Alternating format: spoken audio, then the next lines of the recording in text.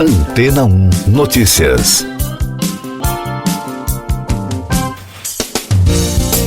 Bom dia! Cientistas alemães encontraram uma mutação genética que pode tornar uma pessoa mais inteligente e melhorar o funcionamento cerebral. O experimento foi realizado enquanto os especialistas estudavam uma alteração genética que produz cegueira. Segundo a pesquisa, os pacientes que possuíam a alteração mostravam alguns indicadores maiores de inteligência.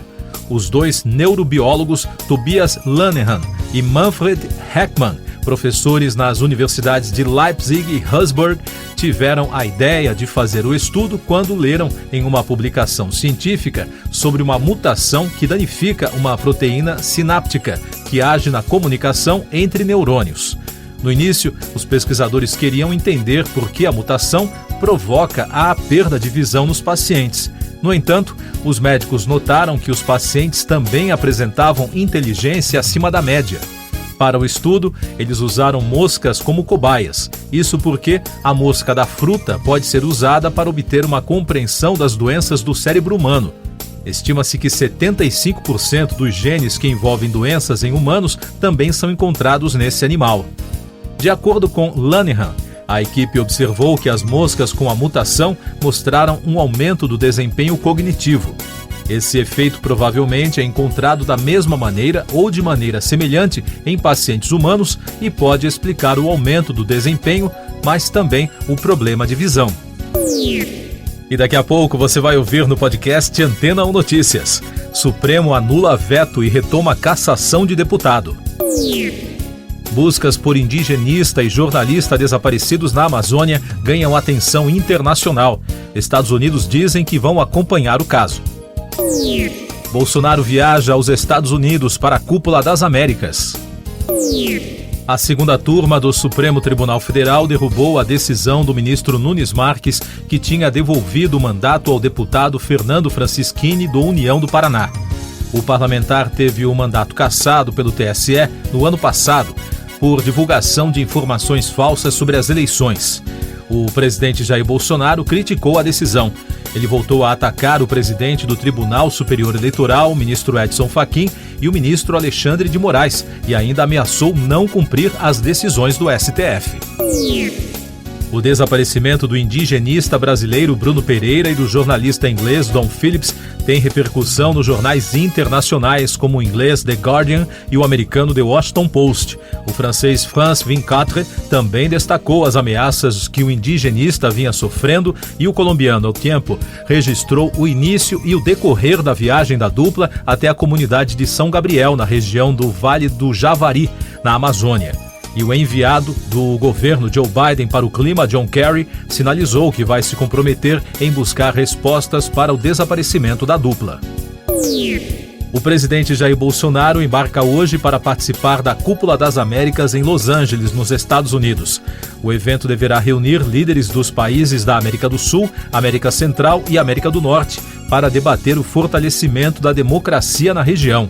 O presidente brasileiro e o americano Joe Biden se encontrarão durante a cúpula para tratar de temas amplos, segundo o conselheiro do governo americano para assuntos da América Latina, Juan Gonzalez.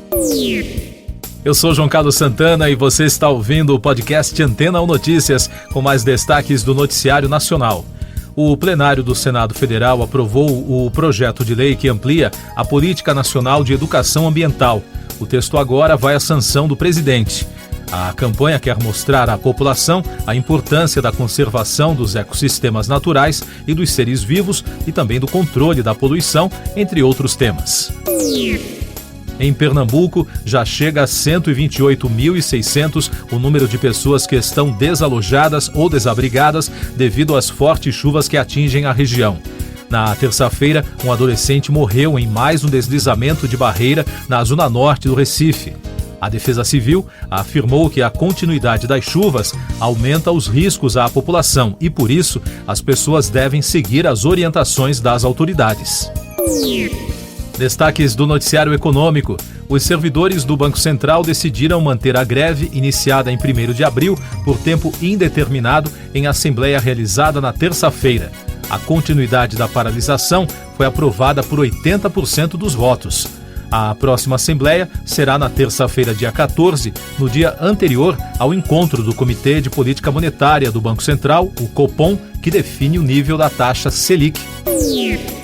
Na Câmara dos Deputados, os congressistas aprovaram o projeto que prevê a devolução aos consumidores de créditos tributários recolhidos a mais das distribuidoras de energia elétrica. A relatora Joyce Hasselmann, do PSDB de São Paulo, não fez alterações em relação à proposta do Senado. Por isso, agora o projeto segue para a sanção do presidente Jair Bolsonaro. Em outra decisão, a Comissão de Segurança Pública da Casa aprovou um projeto de lei que libera a propaganda de armas no país. A publicidade de armas de fogo é proibida por conta do Estatuto do Desarmamento de 2003. A legislação só permite anúncios desse tipo em publicações especializadas. Destaques internacionais: a guerra na Ucrânia. Tamila Tasheva, representante permanente da presidência ucraniana na Crimeia, disse que o exército russo sequestrou cerca de 600 moradores da região de Kherson. Segundo a autoridade, essas pessoas estão detidas em condições desumanas e são vítimas de tortura.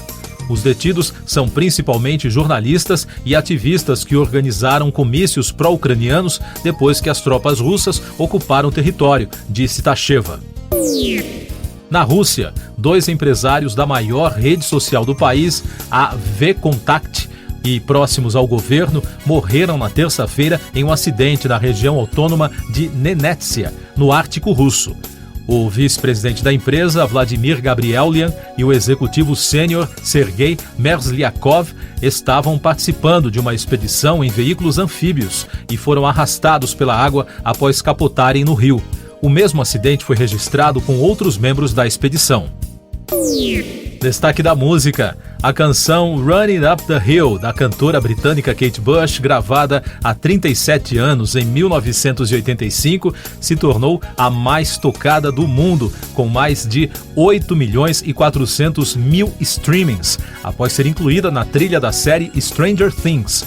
A música disparou no Spotify, segundo o ranking atualizado divulgado na terça-feira.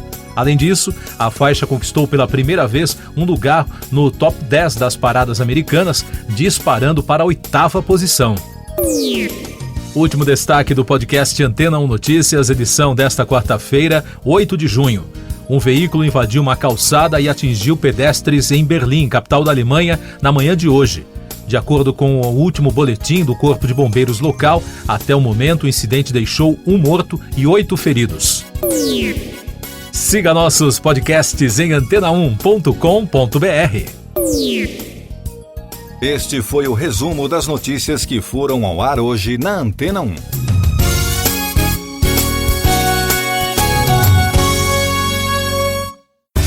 Depois de tanto conteúdo legal, que tal se hidratar com água Rocha Branca? O consumo regular de água durante o dia traz benefícios para a saúde, como, por exemplo, manter a pele bonita e hidratada. Rocha Branca, da fonte direto para a sua casa. Depois de tanto conteúdo legal, que tal se hidratar com água Rocha Branca? O consumo regular de água durante o dia traz benefícios para a saúde, como, por exemplo, manter a pele bonita e hidratada. Rocha Branca, da fonte direto para a sua casa.